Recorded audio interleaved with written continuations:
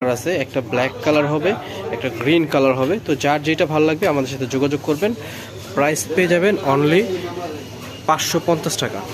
এটা হচ্ছে আরেকটা প্রিন্ট, এটারও কয়েকটা কালার আছে, কালারগুলো দেখাই দিব। প্রাইস থাকবে অনলি 550 টাকা। 100% স্ল্যাব কটনের মধ্যে থাকবে ডিজাইনগুলো। তো যারা হোলসেল নেবেন আপনারা অবশ্যই আমাদের সাথে যোগাযোগ করবেন।